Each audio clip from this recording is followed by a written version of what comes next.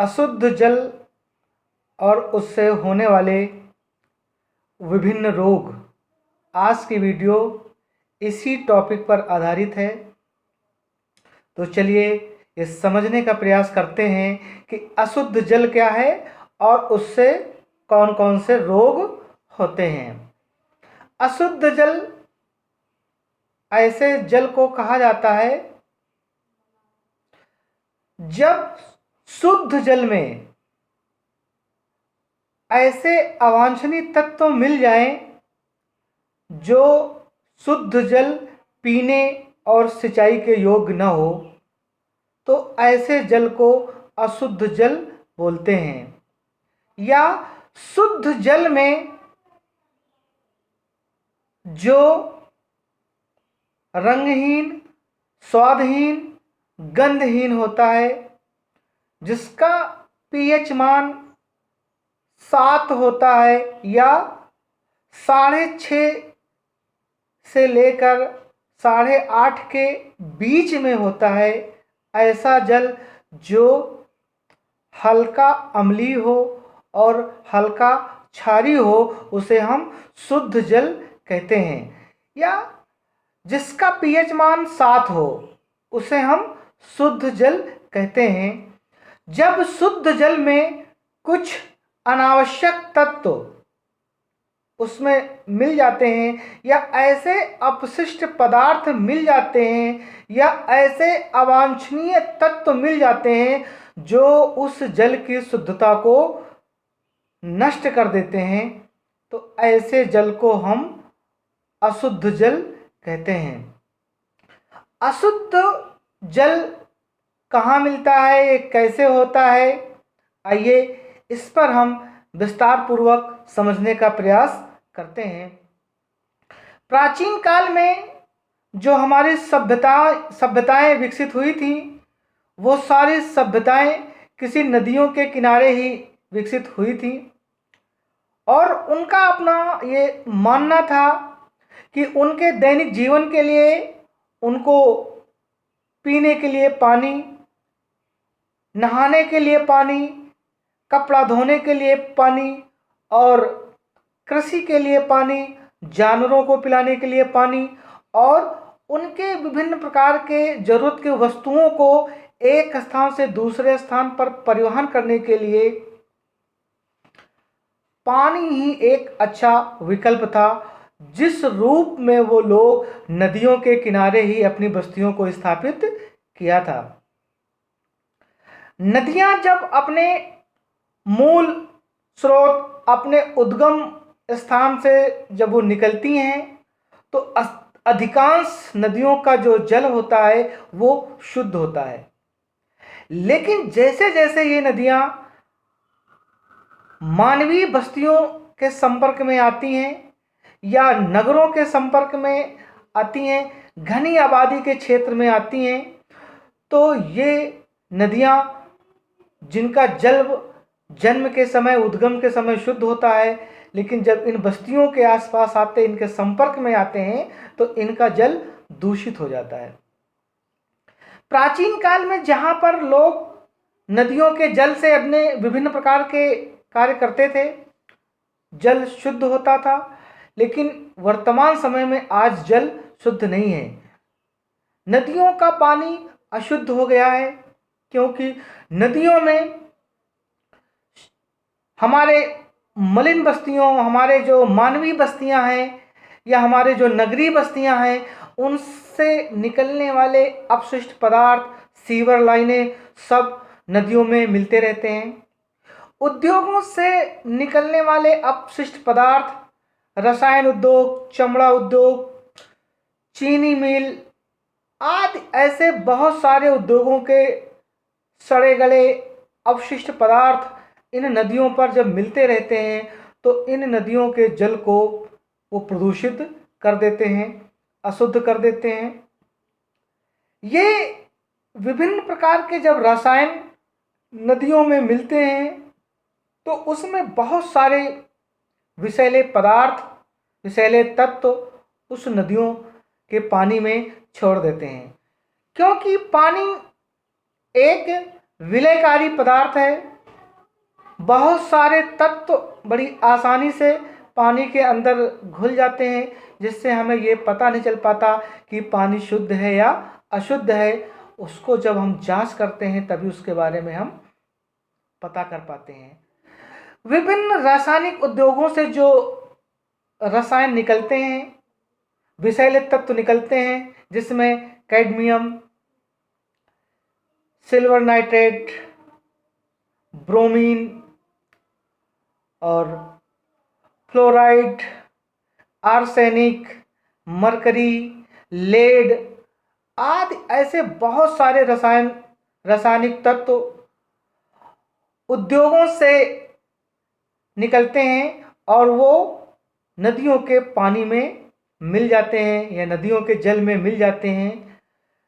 दूसरा, नदियों में शहरों के जितने भी सीवर लाइनें हैं, गटर लाइनें हैं, वो सब आके घरों के गंदे पानी, शौचालय के गंदा पानी, वो सब उसमें आके मिलते रहते हैं और नदियों के जल को अशुद्ध करते हैं। उसी तरह हमारे आसपास जो और भी पानी के स्रोत हैं, जिसे हम पीने में, खाने में या भोजन बनाने में उसको हम प्रयोग करते हैं, जैसे कुआं। कुएं में का जल भी शुद्ध होता था, लेकिन जब कुएं में कोई जानवर गिर गया, उसमें मर गया, उसमें सड़ गया, विभिन्न प्रकार के कीड़े मकोड़े हो गए, तो वह जल भी अशुद्ध हो जाता है। या उस कुएं के जल में विभिन्न प्रकार के वनस्पतियों के अवशेष, पत्तियां उसमें गिरने से, सड़ने गलने से भी हमारा जो पीने का पानी है वो अशुद्ध हो जाता है। वर्तमान समय में हमारे आसपास कुआं तो उतने हैं नहीं हैं, लेकिन आजकल हम लोग नल के पानी का इस्तेमाल करते हैं। नलों का पानी शुद्ध है, लेकिन जब उसको हम किसी पात्र में, एक बाल्टी में भर कर रखते हैं और उसमें जब हम गलत तरीके से अपने हाथों से उस भरे हुए बाल्टी से पानी को निकालते हैं, तो वो हमारा पानी प्रदूषित हो जाता है, अशुद्ध हो जाता है। या ये कह लीजिए कि गोबर से सने हुए हाथ या और विभिन्न प्रकार की गंदगी जब मेरे हाथों में लगी होती है और उस हाथ से जब हम बाल्टी में रखे हुए पानी को निकालते हैं, तो वह पानी पूरी तरह से प्रदूषित हो जाता है, अशुद्ध हो जाता है। हम लोग जब नहाने के लिए जिस बाल्टी का प्रयोग करते हैं, उस बाल्टी में नहाने के बाद साबुन के अवशेष उसमें रह जाते हैं। अगर उस बाल्टी को हम अच्छी तरह से साफ नहीं करते हैं और उसमें हम पीने का पानी या भोजन पकाने का पानी उसमें हम भरते हैं, तो वह पानी भी प्रदूषित हो जाता है। इसी तरह और भी जो पानी के स्रोत हैं, जैसे मिनरल वाटर या ड्रिंकिंग वाटर, जो बोतलों के रूप में हमारे आसपास उपलब्ध रहते हैं, ऐसे जलों में जब इनके पात्र, इनका बोतल, जब इन बोतलों का एक बार प्रयोग करके इनका दोबारा फिर से प्रयोग किया जाता है, रिसाइकलिंग की जाती है, तो ये पूरी तरह से रिसाइकलिंग न होके उसका 20% ही नवीनीकरण हो पाता है, जिसमें बहुत सारे रसायनों का प्रयोग किया जाता है। वो बहुत सारे रसायन उसमें रह जाते हैं, बोतलें अच्छी तरह से साफ नहीं होती हैं, या जिन मशीनों के द्वारा पानी को शुद्ध करने का काम किया जाता है, उन मशीनों में भी विभिन्न प्रकार की गंदगी हो सकती है, जो हमारे जल को अशुद्ध कर देती है और हमारे अंदर बहुत सारी बीमारियां पैदा कर देती है। ऐसे बहुत सारे चीज़ें हैं हमारे आसपास जो जल को प्रदूषित करती हैं। एक सवाल भी, इस पर प्रश्न भी पूछे जाते हैं कि अशुद्ध जल क्या है, या अशुद्ध जल से कौन कौन से रोग होते हैं।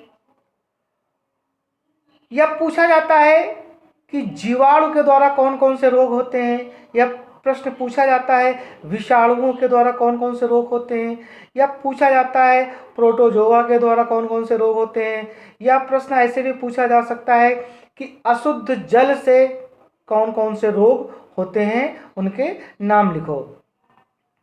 तो ये सारे बहुत सारे माध्यम हैं जिनसे हमारा जल अशुद्ध हो जाता है, चाहे वो नदियों का जल हो, चाहे वो हमारे घरों में जो नल से निकलने वाला जल हो, जब उसको हम किसी पात्र में भरकर रखते हैं, उसको हम ठीक से ढक कर नहीं रखते हैं, या उसमें अपने गंदे हाथों को उसके द्वारा उस हम जल को निकालते हैं, या जो बोतल बंद पानी आते हैं, जल आते हैं, उसमें भी हम ये नहीं कह सकते कि गंदगी ना हो। वो भी जल अशुद्ध हो सकता है, क्योंकि उसको अगर भरने में पूरी तरह से सावधानी न बरती जाए तो निश्चित ही वो जल अशुद्ध हो जाएगा और वो हमारे शरीर के लिए नुकसानदायक होगा। एक प्रश्न आप लोगों से पूछना चाहते हैं कि दो नदियां हैं, एक नदी ऐसी है जिसमें बहुत सारी मछलियां हैं, मेढक हैं और सांप हैं जो पानी में रहते हैं। दूसरी नदी ऐसी है जिसमें किसी भी प्रकार के कोई जीव नहीं है। तो इन दोनों प्रकार की नदियों में किस नदी का जल शुद्ध होगा? तो आप लोगों को ये बताना चाह रहे हैं कि जिस नदी के जल में मछलियां होंगी, उसमें मेढक होंगे, उसमें सांप में रहने वाले सांप होंगे, तो ऐसे नदियों का जल शुद्ध हो सकता है, उसमें शुद्ध होगा। जिन नदियों के जल में किसी प्रकार के जीव नहीं होंगे, उनकी अपेक्षा जीव रहने वाले नदियों का जल शुद्ध माना जाता है। हमारे देश की बहुत सारी नदियां हैं जिनके जलों को हम पीने के उनके जलों को हम पीने के रूप में स्वीकार करते हैं। भारत के बहुत सारे क्षेत्रों में हम नदियों और झीलों के जल को उपयोग में लाते हैं, पीने या भोजन बनाने के काम में उसको हम लाते हैं। जैसे पश्चिम बंगाल या उड़ीसा के क्षेत्रों में हम नदियों के जल को पीने के भी उपयोग में लाते हैं। वर्तमान में एक नदी है, उसका नाम है दामोदर नदी, जो छोटा नागपुर के पठार से निकलती है झारखंड में, और झारखंड होते हुए पश्चिम बंगाल में बहती है। इस नदी में कोयले के इतने अधिक अवशेष होने के कारण बहुत ज़्यादा प्रदूषित हो गई है। आज इसे भारत की सबसे प्रदूषित नदी माना जाता है, और ये भी कहा जाता है कि इस नदी में इसके प्रदूषण के कारण किसी भी प्रकार के जीव जंतु उसमें नहीं है। यह आज सबसे अधिक प्रदूषित नदी मानी जाती है। तो जल में विभिन्न प्रकार के अवांछनीय तत्व जब मिल जाते हैं तो उस जल को अशुद्ध कर देते हैं, वो जल पीने योग्य नहीं होता है। पीने की तो बात छोड़ दीजिए, जब इसमें कैडमियम या आर्सेनिक जैसे या सिल्वर नाइट्रेट जैसे तत्व जब इसके अंदर मिल जाते हैं तो ऐसा जल पीने और नहाने की तो बात छोड़ दीजिए, खेतों में सिंचाई के योग भी नहीं रह जाते हैं। और अगर इन नदियों का, इन जलों का, अशुद्ध जलों का अगर हम किसी तरह से उपयोग में लाते हैं तो वो हमारे लिए बहुत सारे संक्रामक रोग पैदा कर देते हैं। नदियों के जल में आजकल लोग कपड़े धोने का कार्य, उसमें नहाने का कार्य करते हैं, उसमें जानवरों को नहलाने का काम करते हैं, उसमें बहुत सारी गंदगियां जो बहुत बहकर उसमें आती रहती हैं। गाँवों में अक्सर देखा गया है कि नदियों या तालाब के जो स्रोत हैं उसके आसपास लोग शौच क्रिया करते हैं। शौच क्रिया के बाद बरसात के समय में उन सब जो अपशिष्ट पदार्थ है वो सब बहकर नदियों में पहुंच जाता है और नदियों को, जल को प्रदूषित कर देता है। यह सब इतना ज़्यादा अधिक प्रदूषित हो जाते हैं कि ये पानी पीने योग्य नहीं होता है, और जब इनका हम पीने में उपयोग में लाते हैं तो हमें बहुत सारी बीमारियां हो जाती हैं। तो आइए चलते हैं, ये समझने का प्रयास करते हैं कि कौन कौन सी बीमारियां हैं जो अशुद्ध जल से होती हैं। तो अशुद्ध जल से फैलने वाली जो बीमारियां हैं उसमें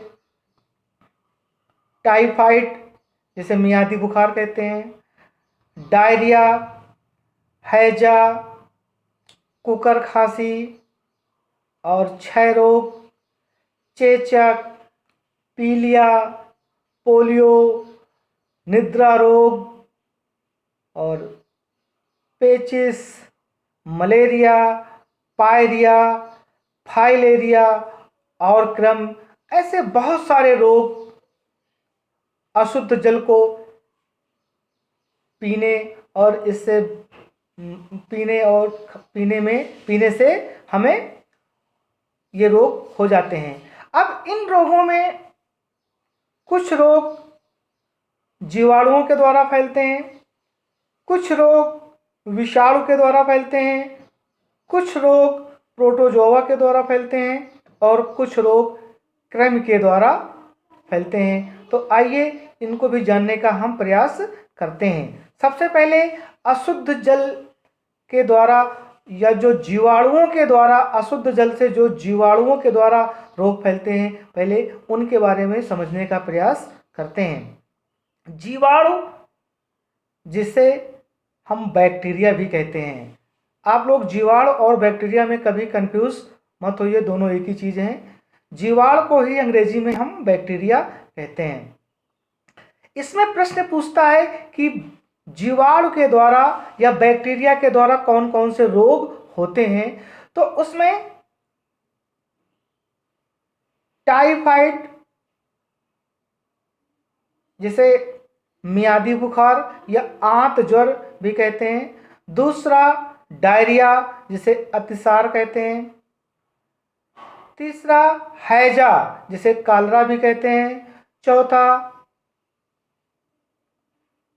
क्षय रोग, जिसे टीबी रोग कहते हैं। और कुकर खांसी। ये बीमारियां जीवाणुओं के द्वारा फैलती हैं, अशुद्ध जल के द्वारा, और जीवाणु इसका वाहक होता है, उसके द्वारा टाइफाइड, हैजा, डायरिया, क्षय रोग और कुकर खांसी, ये रोग हो जाते हैं। इसके बाद विषाणु के द्वारा, विषाणु जिसे वायरस के नाम से जाना जाता है। विषाणु और वायरस दोनों एक ही चीज़ हैं, इसमें भी आपको किसी प्रकार का कन्फ्यूजन नहीं होना चाहिए। आजकल वायरस ही है जो कोरोना के रूप में हमें परेशान कर रहा है। तो वायरस के द्वारा या विषाणु के द्वारा अशुद्ध जल से कौन कौन से रोग होते हैं, उसमें है पेचिस, पोलियो, चेचक और बहुत सारे इन्फेक्शन, संक्रमण रोग, लीवर रोग हो जाते हैं। फिर उसके बाद इससे एक रोग, और भी बहुत सारे रोग हैं जो इससे हो जाते हैं, लेकिन मोटा मोटा तो इतना जानो कि पीलिया, पोलियो और चेचक और संक्रामक रोग और हमारे लीवर रोग इससे हो जाते हैं। फिर तीसरा है प्रोटोजोआ, इससे भी कुछ रोग हो जाते हैं, जैसे दांतों में पायरिया, पेचिस, मलेरिया और निद्रा रोग, सोने की बीमारी, ऐसे रोग हो जाते हैं। और चौथा है कृमि, वार्म। कृमि के द्वारा भी अशुद्ध जल से, और कृमि उसका वाहक होता है, उसके द्वारा भी फाइलेरिया और कृमि, पेट में कीड़े हो जाते हैं, ये रोग हो जाते हैं। तो उपरोक्त सभी रोग हमें अशुद्ध जल से हो जाते हैं। उसमें कुछ जीवाणुओं के द्वारा, कुछ विषाणुओं के द्वारा, कुछ प्रोटोजोआ के द्वारा और कुछ कृमि के द्वारा। तो ये तो हो गई अशुद्ध जल से होने वाले रोग। लेकिन मेरा उद्देश्य ये नहीं है कि आपको सिर्फ अशुद्ध जल और रोगों के बारे में भी बताया जाए। कैसे इस अशुद्ध जल से हम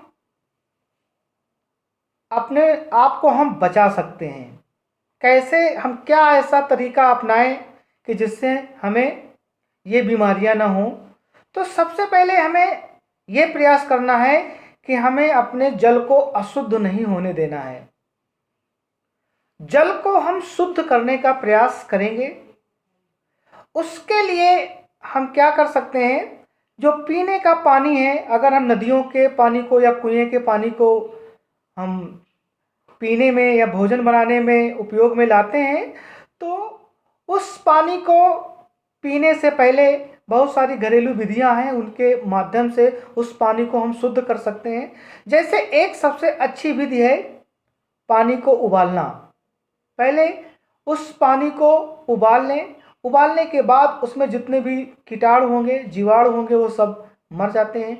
फिर उसको एक अच्छे कपड़े से छान लें, और छानने के बाद जब वो पानी ठंडा हो जाए तभी उसको हम पीने के योग में लाएं। और जिस पात्र में हम पानी को रखें, उस पात्र में हम अपने हाथों को डालकर उस पानी को ना निकालें। पानी को निकालने के लिए डंडी वाली लोटिया का इस्तेमाल करें, या ऐसा पात्र हो पानी को निकालने का या परोसने का जिसमें एक हैंडल लगा हो, ताकि मेरा जो गंदे हाथ हैं वो पानी तक न पहुंच पाए। इस तरह से वो हमारा पानी शुद्ध हो सकता है।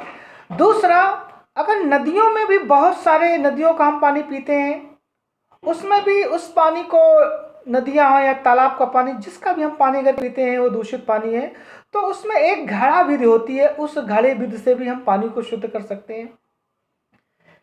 घड़े में बालू या उसमें हम कोयला रख के 4 घड़े एक दूसरे के ऊपर रखेंगे, उसमें घड़ों में छेद कर देंगे।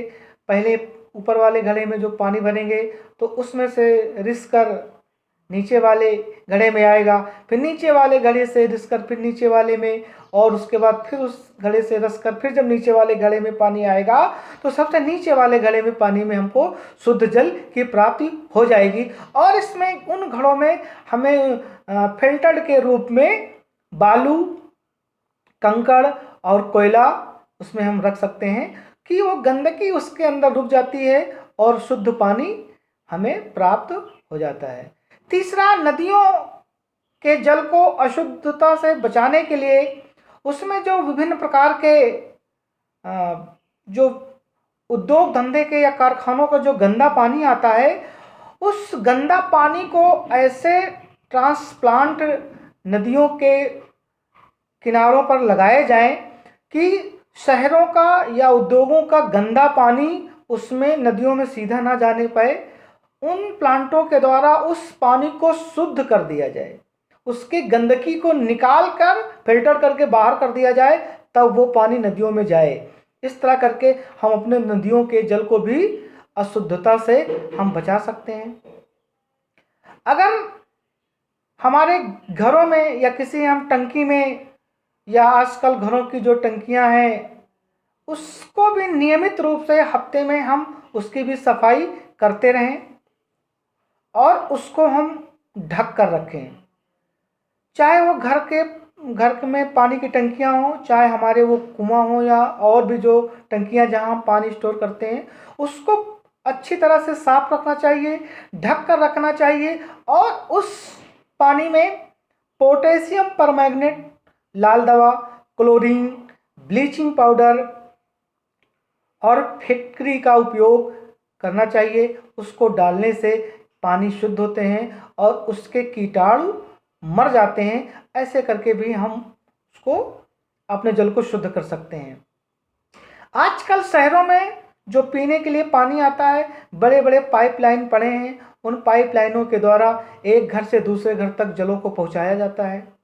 लेकिन जब वो पाइपलाइन किसी सीवर लाइन से होकर गुजरते हैं और वो किसी कारणवश जब उसमें टूट फूट हो जाती है, तो उसके अंदर, उस पाइप में सीवर का गंदा पानी अंदर प्रवेश कर जाता है, और वही वो पाइपों के द्वारा लोगों को पीने के पानी के रूप में घर तक पहुंच आता है।